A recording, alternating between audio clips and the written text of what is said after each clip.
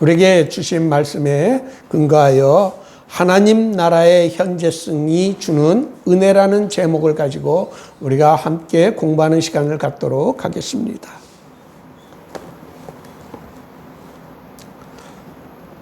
성경은 생각나는 대로 마구잡이로 쓰여진 것이 아닙니다. 성경은 1차적으로 그 시대의 독자들을 위해 2차적으로는 시대를 초월하여 모든 시대를 살아가는 사람들을 위하여 기록된 것입니다. 성경 말씀을 정확하게 이해하기 위해서는 본문의 구조 형식과 그 배경이 되는 역사와 문화에 대한 지식도 필요합니다. 특히 마태복음은 더욱 그렇습니다. 마태복음은 치밀하고 정교한 구조로 되어 있습니다. 이를 제대로 파악하지 못한다면 본문의 말씀을 올바르게 이해할 수 없습니다. 바울 사도는 로마 교회에 보내는 편지에서 무엇이든지 전에 기록된 바는 우리의 교훈을 위하여 기록된 것이니 우리로 하여금 인내로 또는 성경의 위로로 소망을 가지게 하려 함이라 라고 하였습니다. 이 말씀에 비추어 오늘 본문에서 우리가 어떤 가르침과 위로와 소망을 얻을 수 있는지 함께 살펴보고자 합니다. 오늘 본문이 속해 있는 마태복음 5장에서 7장까지를 산상수훈이라고 합니다. 마태복음 5장 1절 산에 올라가 앉으시니로 산상수훈이 시작되고 마태복음 8장 1절에 예수께서 산에서 내려오시니로 산상수훈이 끝을 맺습니다. 이처럼 5장 1절에서 8장 1절까지를 inclusio, 영어로 bracket, 한국말로 괄호로 묶는 기법을 마태는 사용하였습니다. 율리 루츠라는 스위스의 신학학자는 마태가 산상수훈을 모세가 하나님으로부터 계명을 받기 위해 시내 산에 오르내린 것을 연상시키기 위하여 의도적으로 산에 올라가 앉으시니 또 산에서 내려오시니라는 블라켓, 괄호를 사용하였다고 주장합니다. 팔복 안에서도 인클루시오가 있습니다. 3절의 첫 번째 복과 10절의 마지막 절인 복인 8번째의 복이 내용이 똑같습니다. 천국이 그들의 것이며 이렇게 되어 있습니다.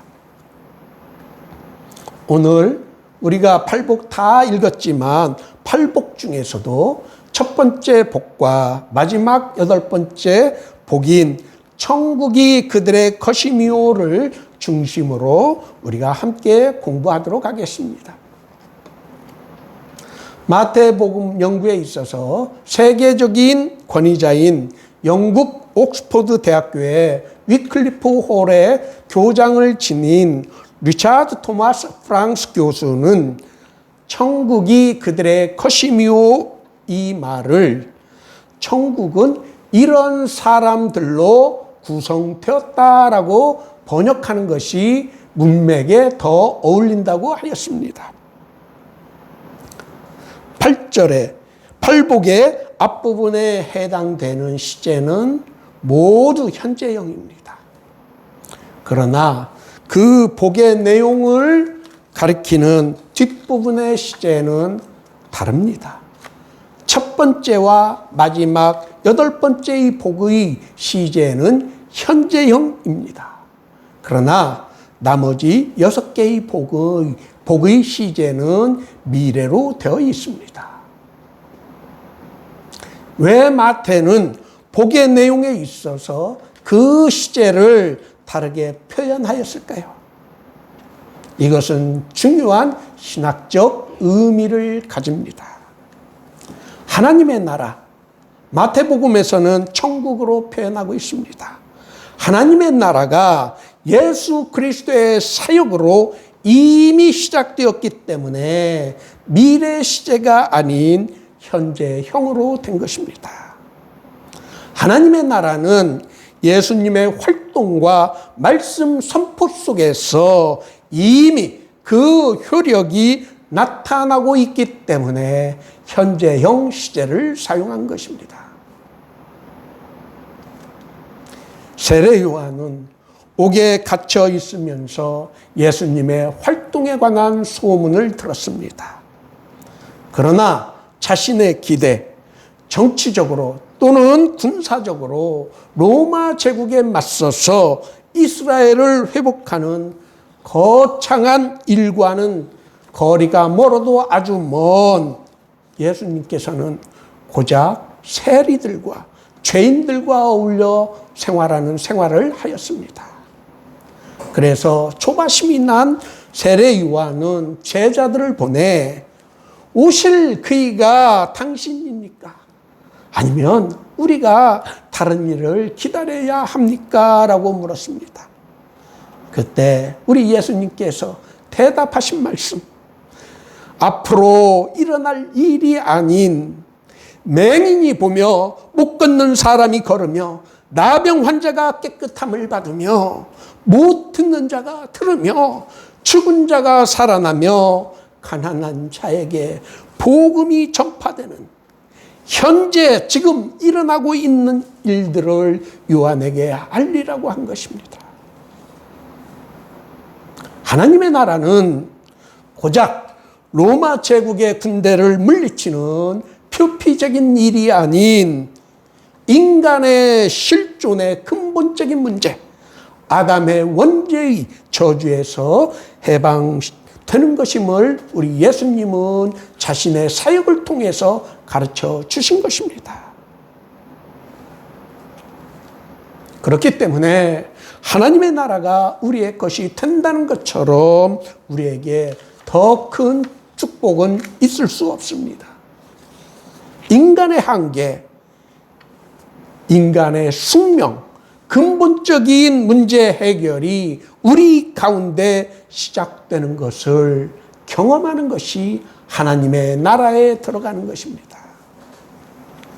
예수님께서 병든 자를 고치신 것과 심지어 죽은 자를 살리신 것은 죽음의 저주와 사탄의 세력을 물리쳤음을 나타내는 것입니다. 우리 안에 새로운 생명과 희망이 샘솟는 하나님의 나라가 시작되고 있음을 보여주신 것입니다.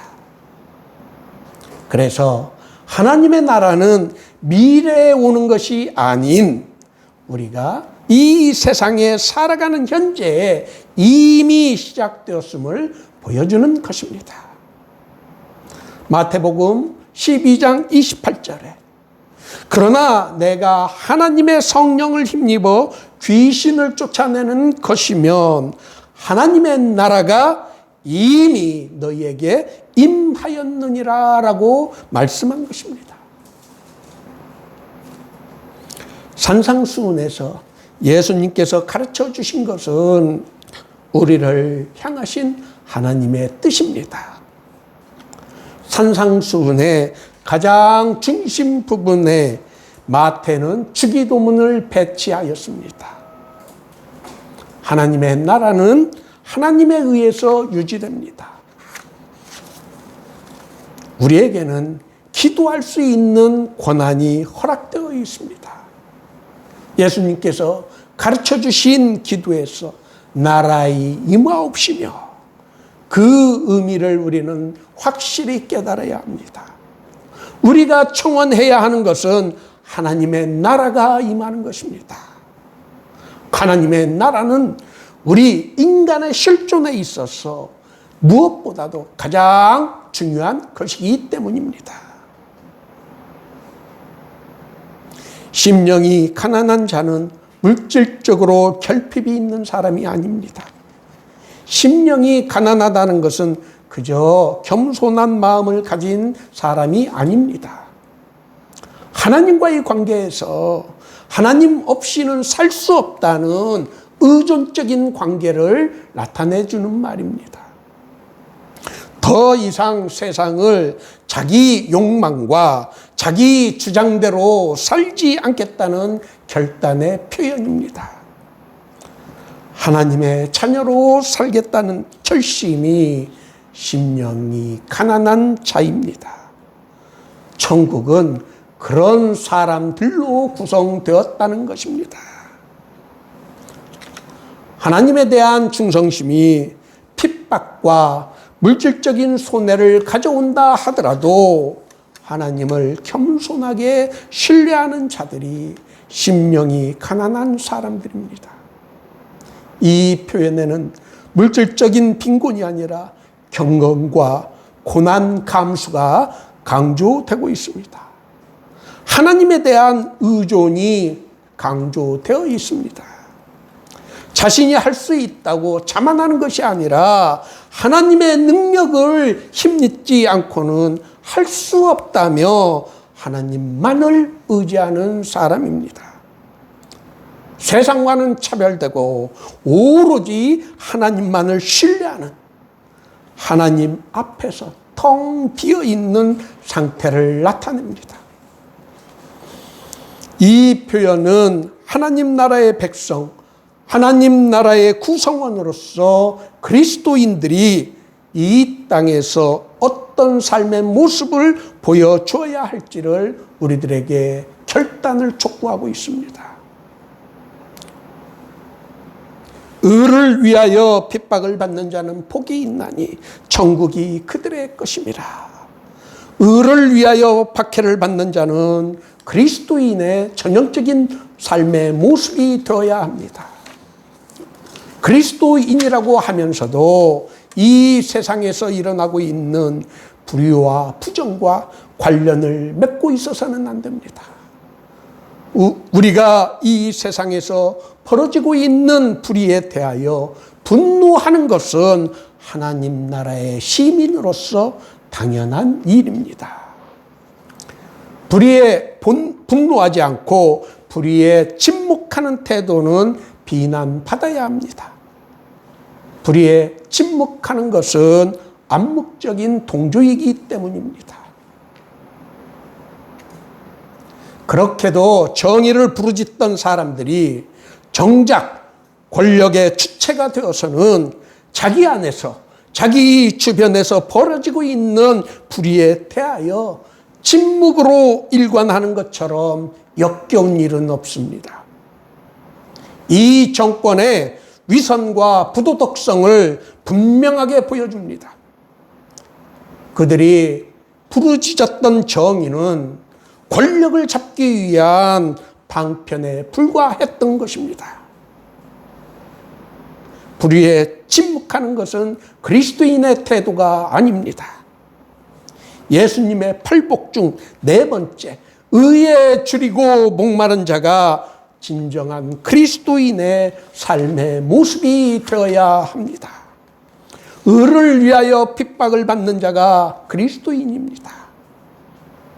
모두가 불의와 타협할 때도 하나님의 정의에 그것이 어긋난다면 그것을 반대함으로 핍박을 받는 모습이 그리스도인의 참 모습이 되어야 하는 것입니다. 세상 모든 사람들이 돈을 많이 벌 수 있는 일이라고 해서 잠깐 자신의 양심을 접어두고 불법에 뛰어들더라도 그것이 하나님의 말씀에 어긋나는 불의한 일이라면 단호히 그것을 끊어낼 줄 아는 사람이 오늘 본문에 등장하는 복 있는 사람이고 의에 줄이고 목마른 사람인 것입니다. 의라는 표현은 옳음, 즉 법적인 옳음이라는 것보다 하나님의 명령에 순종하는 태도입니다. 하나님과의 관계에서 순종적인 태도를 보이는 것이 마태복음에서 말하고 있는 의인 것입니다. 헌법은 모든 국민에게 의무와 권리를 요구합니다. 전국 시민으로서 이 세상에서의 의무는 복음에 어울리는 생활, 의에 줄이고 목마른 삶인 것입니다. 복음이 가르치고 있는 대로 우리가 이 세상에서의 삶을 살아야 한다는 것이 그리스도인이 하나님 나라의 백성으로서 그리스도인이 이 세상을 살아가는 의무인 것입니다. 바울 사도가 빌립보 교회에 보내는 편지에서 오직 너희는 복음에 합당하게 생활하라 라고 말씀하신 것과 일치하는 것입니다. 전국 시민으로서의 권리는 전국 시민만이 가질 수 있는 특혜, 하나님의 자녀가 되는 권세인 것입니다. 그것은 우리들에게 약속된 혜택이고 특권입니다. 서울의 집값이 너무 올라 집 없는 가난한 사람들과 특히 젊은이들을 절망과 좌절로 몰아넣고 있습니다. 이생집망이라는 신조어가 등장할 정도로 분노가 표출되고 있습니다. 집을 살 수 없다는 절망감에 젊은이들이 모여서 신발을 던지는 퍼포먼스를 하였다고 합니다. 그러나 천국 시민에게는 일용할 양식을 위해 기도할 수 있는 권리가 우리에게 있습니다. 일용할 양식은 단순히 음식만이 아닌 우리가 이 세상에서 살아가기 위해서 필요한 것들이 포함되는 것입니다. 그래서 우리 예수님은 우리들에게 오늘 있다가 내일 아궁이에 던져지는 들풀도 하나님께서 이렇게 입히시거늘 하물며 너희일까 보냐. 믿음이 작은 자들아. 그러므로 염려하여 이르기를 무엇을 먹을까, 무엇을 마실까, 무엇을 입을까 하지 말라. 이 말씀을 지금도 우리에게 하고 계십니다.